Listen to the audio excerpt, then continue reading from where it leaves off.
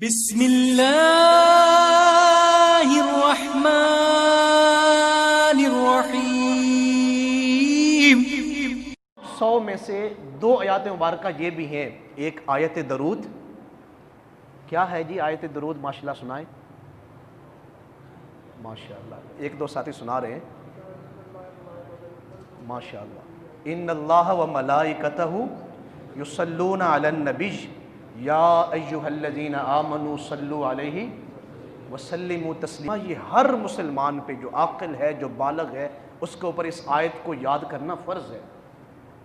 اور دوسری جو آیت مبارکہ ہے وہ آیت ختم نبوت ہے۔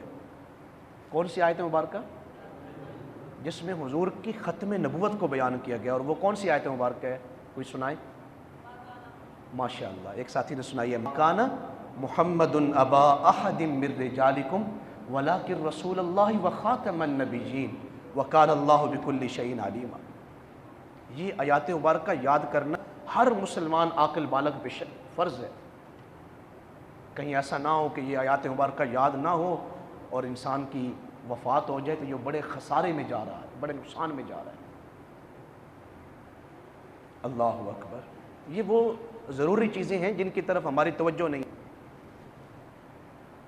میں اکثر ایک بات کہا کرتا ہوں کہ آپ رزق فکر نہ کریں، آپ رازق کی فکر کریں، اس کے پیچھے بھاگیں۔ جس دن میری ملت رازق کے پیچھے بھاگے گی اس دن اس کی ساری تنگ دستیاں ختم ہو جائیں گی۔ یہ کچھ دن ہو گئے ہمارے وہ ڈاکٹر حضرات وہاں اسلام آباد میں دھرنا دے کے بیٹھے ہیں۔ اس طرح ہمارے پاکستان میں جب سے یہ پاکستان بنا ہے کئی طبقات لوگ اپنے رزق کے مطالبات کے لیے باہر نکلتے ہیں۔ ہماری تنخواہیں بڑھائی جائیں، ہمارا یہ کیا جائے، ہمارا وہ کیا جائے۔ فیکٹریوں میں بھی اکثر ہوتا ہے، لیبر جو ہے وہ آج ہفتے والے دن خرچہ نہیں ملا تو جناب سارا دن کم ہی نہیں ہونا، اسی بہو انہوں پوچھ لیں گے کام کرواندے کس طرح نے۔ کوئی ایک پاکستان کی اس 73 سالہ 74 سالہ دور میں کوئی ایک ایسی مثال لے آئیں کہ کوئی علماء کرام جو ہیں وہ باہر روڈوں پہ نکلے ہوں اپنی تنخواہوں کے مطالبے کے لیے۔ ایک مثال لیں۔ مسجدوں میں تنخواہیں کتنی ہوتی ہیں؟ 10,000 15,000۔ میرے خیال میں ہمارے سیالکوٹ میں 20,000 سے زیادہ تنخواہیں کسی کی نہیں ہوگی۔ کبھی وہ روڈ پہ آئیں،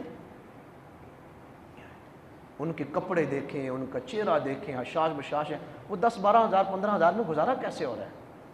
صرف اس لیے ان کا کچھ نہ کچھ رازق سے تعلق ہے، جو ان کا اس تعلق کی وجہ سے ان کی ساری کمیاں جو ہیں وہ اللہ پوری کر رہا ہے۔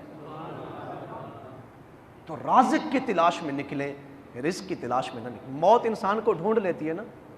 وہ لوگ بھی مرے ہیں جن کے باہر بڑی بڑی سیکورٹری تھی اور وہ سوچ بھی نہیں سکتے تھے کہ ہمیں کوئی نقصان پہنچائے گا یا ہم مریں گے، تو کیا وہ مرے نہیں؟ مر گئے نا۔ سیکورٹیاں، کیمرے، ٹھیک ہے، یہ چیزیں ان کو بچا نہ سکیں۔ موت ڈھونڈ لیتی ہے، جیسے انسان کو موت ڈھونڈتی ہے نا، ایسے ہی انسان کو رزق ڈھونڈتا ہے۔ تو آخرت کی فکر کریں، ہم نے آخرت کے لیے کیا کیا ہے۔ تو یہ قرآن مجید کی جو 500 آیات مبارکہ جو ہمارے عقائد کے لحاظ سے ضروری ہیں، ان کو یاد کرنا ہر مسلمان پہ فرض ہے۔ اور ان میں سے 2 آیات مبارکہ یہ بھی ہیں۔ ایک آیت مبارکہ کون سی؟ آیت درود پاک، اور دوسری آیت مبارکہ کون سی ہے؟ آیت ختم نبوت۔ اب درود پاک کی فضیلت کیا ہے؟ میں یہاں ایک نقطہ اور بھی عرض کرنا چاہتا ہوں، کسی معاملے کو بحث میں نہ الجھائیں۔ ہمارے ہاں لوگ درود شریف کم پڑھتے ہیں، بحث زیادہ کرتے ہیں کہ درود شریف فرشتہ پہنچاتا ہے یا حضور خود سنتے ہیں۔ تو میں بحث میں نہیں پڑھ رہا، میں ایک آپ کے سامنے عرض کر رہا ہوں، اس کو آپ نے پلے باندھنا ہے، اور وہ یہ ہے، اگر آپ اس قابل ہیں، آپ خود کو اس قابل بنا لیں تو حضور آپ کا درود خود سماعت فرماتے ہیں۔ اگر آپ قابل نہیں تو پھر آپ کا درود پاک جو ہے وہ فرشتے وہاں پہنچاتے ہیں۔ مثال دے رہا ہوں، آپ نے کئی مرتبہ یہ بات سنی ہوگی، حضرت شیخ شرف الدین بصیری رحمۃ اللہ علیہ، امام بصیری، جن کا ہم قصیدہ بردہ شریف پڑھتے ہیں، میں نے خطبہ کے اندر بھی پڑھا، مولا یصلی وسلم دائماً ابدا۔ اب یہ مصر میں سوئے ہوئے ہیں، مصر میں۔ آقا کریم صلی اللہ علیہ وسلم کا روضہ انور کہاں پہ ہے؟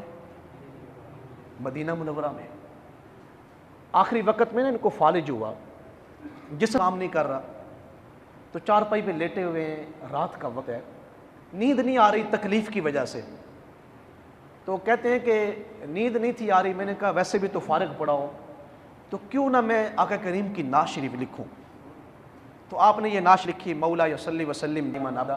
تو اس میں سے ایک شعر آپ نے لکھا اور اس شعر میں عرض کرتے ہیں یا رسول اللہ صلی اللہ علیہ وسلم، جو پیدائشی لنگڑے لولے ہیں نا، یا جو پیدائشی کوڑ کی بیماریوں میں مبتلا ہیں، رسول اللہ آپ وہ شان رکھتے ہیں اگر آپ ان کے جسم پہ مبارک ہاتھ پھیر دیں تو وہ صحت مند ہو جائے.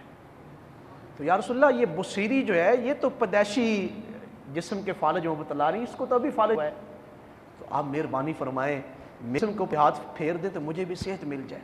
یہ شعر آپ نے لکھا قصیدہ بردہ شریف میں. آنکھ لگ گئی. جب آنکھ لگی تو حضور تشریف لے آئے. جب آپ خود نعت کہاں لکھ رہے ہیں؟ مصر میں. روضہ انور آقا ان کا کہاں پہ ہے؟ مدینہ منورہ میں. اگر آپ اس قابل ہیں پھر آپ سیالکوٹ کی سرزمین پہ درود پڑھیں تو حضور آپ کا درود خود سماعت فرمائیں گے. اگر حضور مولانا جامی کی نعت شریف کے شعر سن سکتے ہیں مصر میں تو آپ کا درود نہیں سن سکتے حضور. تشریف لائے آقا کریم. اس سے اگلی بات کرنے لگا ہوں. آقا کریم نے ہاتھ پہ مولانا جو ہے وہ شیخ ڈیری شرف الدین بصیری تندرست ہو گئے، صحت مند ہو گئے. صبح جب اٹھے نا تو انہوں نے دیکھا کہ کمرے میں روشنی ہے اور کمرے میں خوشبو ہے. جسم کو دیکھا تو بالکل توانا ہے، صحت مند ہے.